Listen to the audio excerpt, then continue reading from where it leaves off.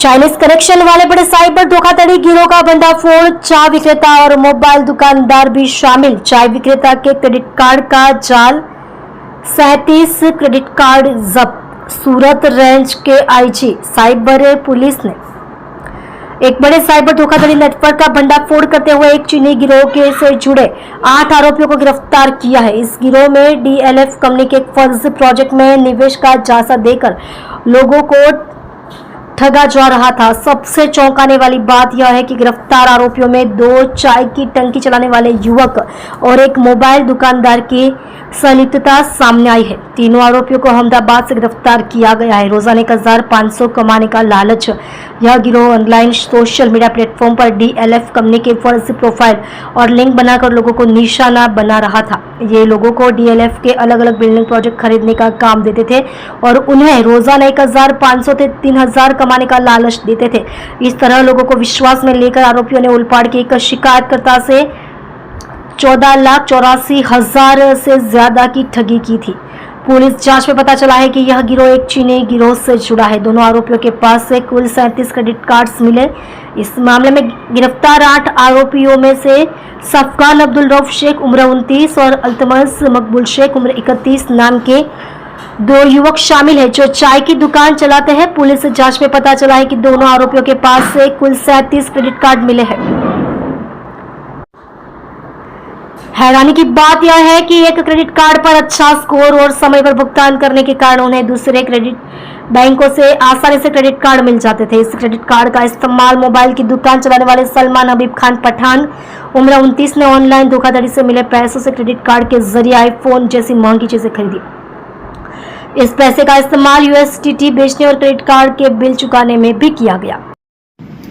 सूरत रेंजना cyber crime police station में જાન્યુઆરી 2025 માં એક સાયબર ફ્રોડનો ગુનો દાખલ કરવામાં આવેલો હતો, જેમાં અમારા ઓલપાડ તાલુકાના ફરિયાદીના સાથે લગભગ 18 લાખ જેટલાનું ફ્રોડ થયેલું હતું, જેમાં ફરિયાદીએ જે ફરિયાદ આપી હતી એ મુજબ ફરિયાદીને તેના ઇન્સ્ટાગ્રામ અને વોટ્સએપના એકાઉન્ટ ઉપર ડીએલએફ કંપની તરીકે એક કંપની કેટલીક લિંક મોકલતી હતી અને ઓનલાઈન બિઝનેસ કરવા માટે એમને પ્રોત્સાહન આપેલું હતું, જેમાં એ લિંકમાં ડીએલએફ કંપનીના કેટલાક પ્રોજેક્ટ હોય એ પ્રોજેક્ટમાં રોકાણ કરવાથી અથવા તો બુકિંગ કરવાથી એમને દોઢું રિટર્ન પાછું મળે બીજા જ દિવસે એ ટાઈપની એમને સ્કીમો આપવામાં આવતી હતી। ફરિયાદીએ થોડા કરીને પ્રથમ 10,000 જમા કરાવ્યા, એની સામે એને 15,000 રૂપિયા મળ્યા। એવી જ રીતના ફરી એને 35,000 જમા કરાવ્યા તો 45,000 પરત મળ્યા। આ સ્કીમો આપી અને ફરિયાદીને લોભામણી લાલચ આપીને આ જે કંપની છે ડીએલએફ કંપની એણે અલગ અલગ એકાઉન્ટ નંબર આપીને ફરિયાદી પાસે એની પાસે રોકડ રકમો જમા કરાવી। એમાં ફરિયાદીએ કુલ 14,84,934 જેટલી રકમ જમા કરાવ્યા બાદ એને પરત મળેલી નહીં, એટલે તેની સાથે ફ્રોડ થયાનું એને જાણ થયું, જેથી ફરિયાદીએ સુરત રેન્જના સાયબર ક્રાઇમ પોલીસ સ્ટેશનમાં ફરિયાદ આપતા અહીંયા ગુનો દાખલ કરવામાં આવેલો હતો। જે ગુનાની તપાસ સાયબર ક્રાઇમ પોલીસ સ્ટેશનના પોલીસ ઇન્સ્પેક્ટર શ્રી પીએ સુથાર અને શ્રી કેઆર વાઘેલા એમના નિગરાનીમાં થઈ રહી હતી અને સુરત રેન્જના રેન્જ આઈજીપી શ્રી પ્રેમવીર સિંહ સાહેબના માર્ગદર્શન હેઠળ આ ગુનાની તપાસ તેઓ કરી રહ્યા હતા। આ ગુનાની તપાસમાં અગાઉ 5 આરોપીઓની ધરપકડ કરવામાં આવેલી છે। આ ગુનામાં એમો એવી રીતની જાણવા મળી હતી કે ફરિયાદી પાસેથી અને અન્ય ભોગ બનનાર પાસેથી આવી રીતે છેતરપિંડીની જે રકમ છે એ આરોપીઓ અલગ અલગ એકાઉન્ટમાં જે એકાઉન્ટ તે લોકો ભાડે રાખતા હોય છે અને અલગ અલગ એકાઉન્ટમાં રકમ જમા કરાવતા હોય છે।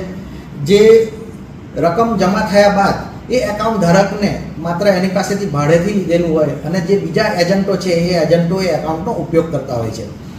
એ રકમ જે એકાઉન્ટમાં છે એમાંથી અલગ અલગ ક્રિપ્ટોકરન્સી જેવી રીતે યુએસડીટી નામની ક્રિપ્ટોકરન્સી છે તેમાં રોકાણ કરવામાં આવતું હતું, એમાં એની ખરીદી કરવામાં આવતી હતી, વેચાણ કરવામાં આવતું હતું।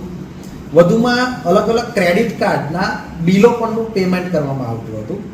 ક્રેડિટ કાર્ડના બિલો જે પણ પેમેન્ટ કરવામાં આવે એ એકાઉન્ટમાંથી પેમેન્ટ થયા બાદ વળી પાછા એને અલગ અલગ પોર્ટલથી પરત પણ મેળવવામાં આવતા હતા અને આખું એક સિન્ડિકેટ બહાર આવેલું હતું।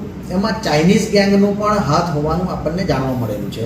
એ ચાઇનીઝ ગેંગના દોરવણી હેઠળ આ આરોપીઓ ભેગા મળીને આખું ષડયંત્ર રચી રહ્યા હતા, જેમાં અગાઉ સાયબર ક્રાઇમની અમારી ટીમને 5 આરોપીઓ પકડવાની સફળતા મળેલી છે અને તે આરોપીઓના એકાઉન્ટ ધારક, એજન્ટ અને ક્રિપ્ટો ખરીદનારા જે આરોપીઓ છે એના પરથી